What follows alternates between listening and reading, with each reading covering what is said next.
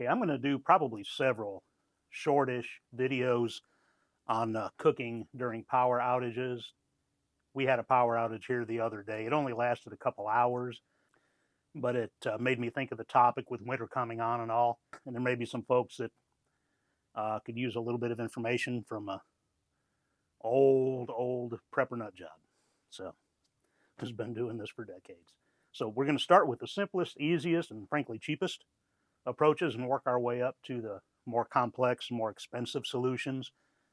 Starting off, this is the most basic probably you can get. Esbit fuel, they sell it at Academy or wherever.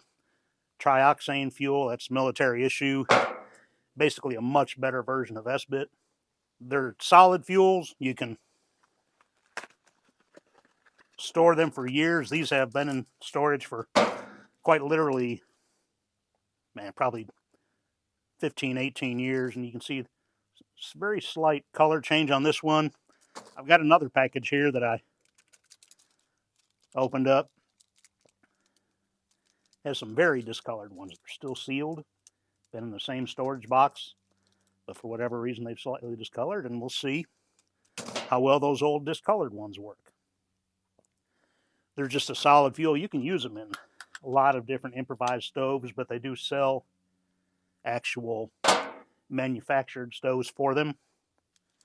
Let's open up one of the really, well, look at that. You open it up, and the Esbit itself is not discolored. How's that? It's just the plastic.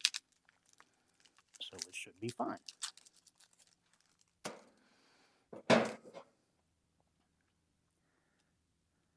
These light and reasonably easy. Just use a butane lighter or whatever you have.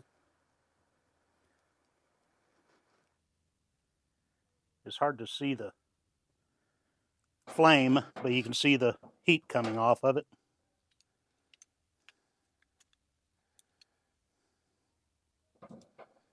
That's what I get for using right-handed channel locks, huh?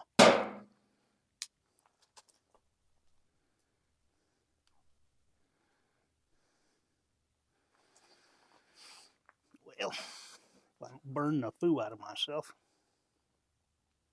Again, it's hard to see the flame on that.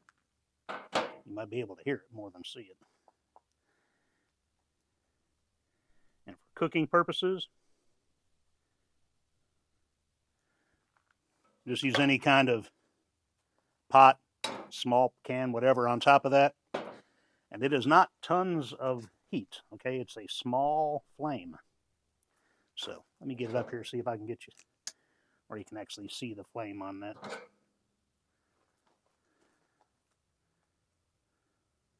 Maybe you can. Maybe you can't. But those will burn, I don't even remember, 15, 20 minutes. It's been a long time since I've used the Esbit. Just simply haven't needed to. I've progressed on to easier approaches, frankly. I'm just going to let this run. And it is 20-some minutes after 12. So say he's been running since about 12:20. I will let you know how long he burns, and we'll come back to it. Let's not set the cardboard box on fire, John. Okay, still going. It's been right at 10 minutes, and you can see it's pretty close to burned out. It's still going, but it doesn't have much longer to go, I don't believe.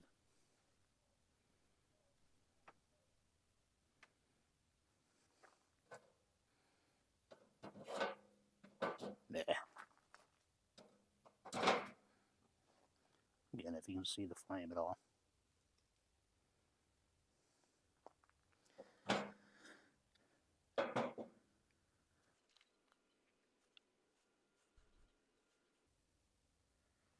And we're right at about 12 minutes right now.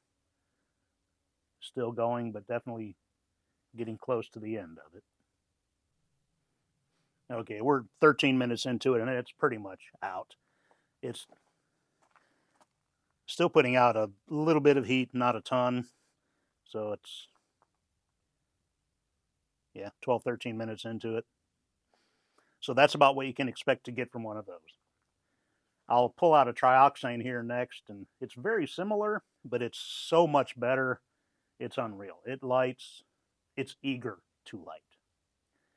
Let me get that pulled out, and we'll get that cranked up. Okay, we're going to go over the Trioxane. Very similar functionally, just a much higher grade. If you're shopping for it, I don't know how available this stuff is anymore. This is pretty old stock that I have on hand. It comes with 3 individually packaged bars per box, and in each package you can actually, well, let me open it up and show you. Yeah, he's deteriorated a little bit inside the package, but not terribly. It's still totally usable. And you can see he's scored to cut into or snap into 3 sections. So we'll do that and just snap him. Oop, snapped him in the wrong spot. Okay, and this lights extremely easily. See, he's on fire right now. I don't know if y'all can see that. You can maybe see the heat coming off of it.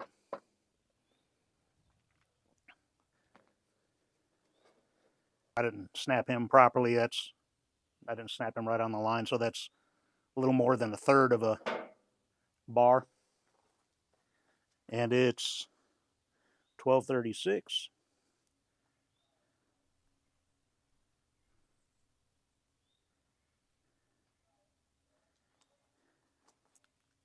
Yeah, okay.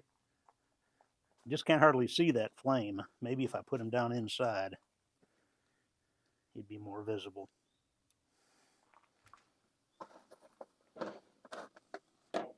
Yeah, that's hot.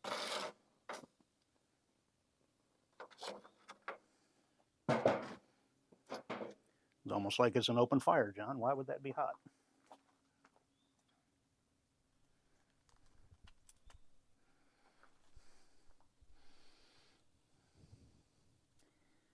Yeah, that's a shame. It's really hard to make out the flame on that, but that is hotter than the Esbit.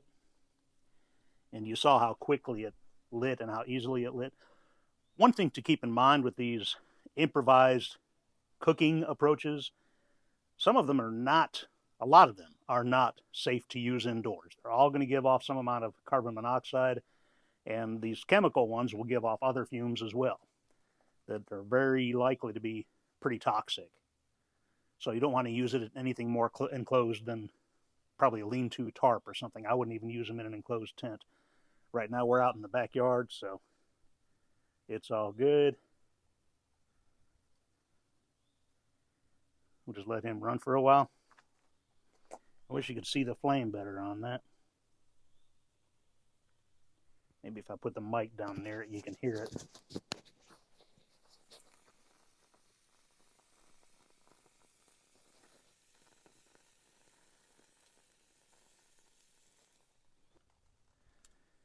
Yeah, if you can't see the flame, you can see the heat waves in the sun there. Very, very good fuel.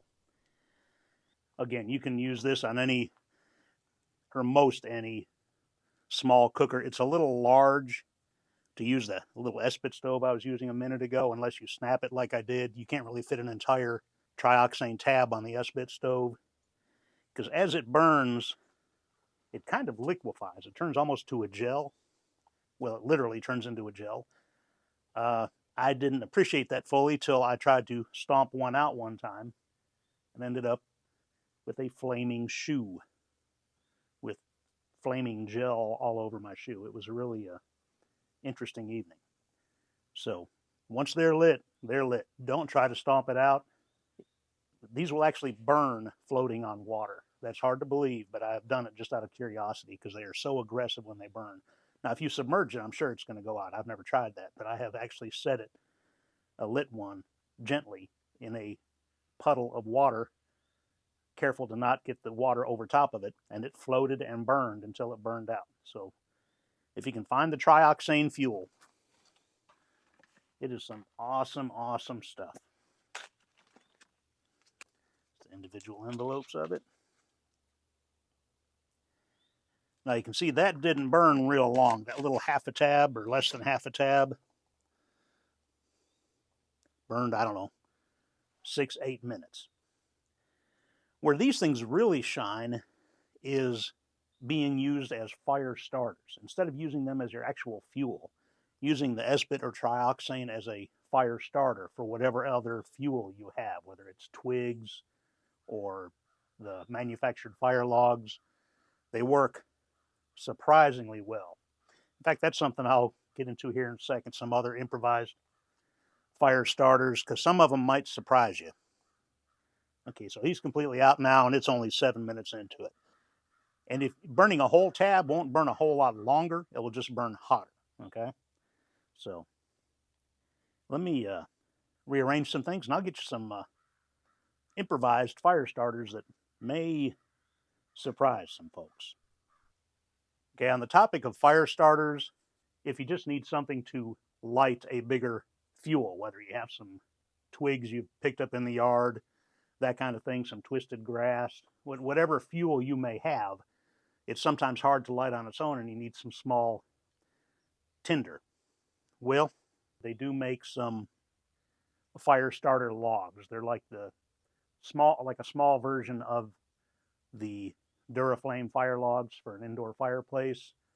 They're basically just sawdust compressed with wax, and you light them and they work great. If you want to get some of those, that's great. But if you don't have any of those on hand, try to think outside the box a little bit. Those small little fire starter logs, if you think about them, they're organic matter that's been ground and compressed and infused with wax or some kind of waxy oil. What do you have in your house that fits that same description? Something that's ground organic matter, compressed back together, and infused with oil. Well, Fritos. Okay? It's compressed corn and Lord knows whatever else, just loaded with oil. So, if my lighter behaves, he's getting low on fuel. But a lot of different oily snack foods will work for this kind of thing. If you can see that flame there. I have started campfires with Fritos before.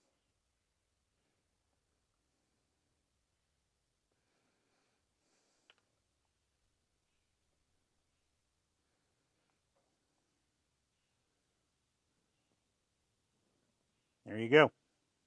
Now, they don't burn particularly long. That guy's running, what, 45 seconds or so, or a minute?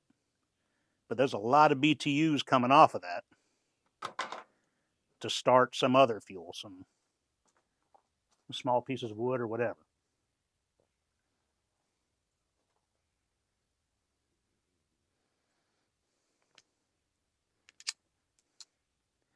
And there's nothing magical about Fritos.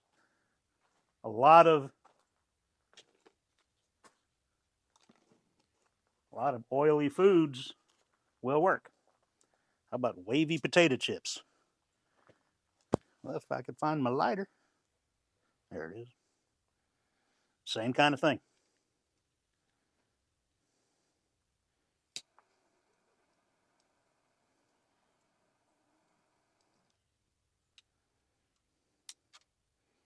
I don't know if he's caught or not. I may have cut off the lighter too early for him. There.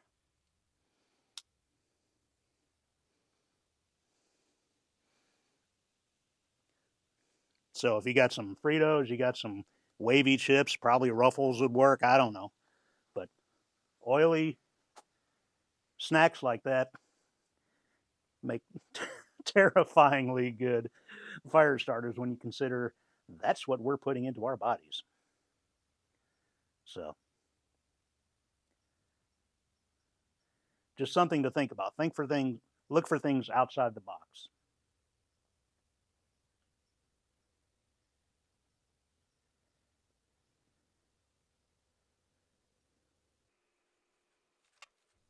And he's about out. Like I said, they don't last long, but there's a surprising amount of heat. He's still in the fire.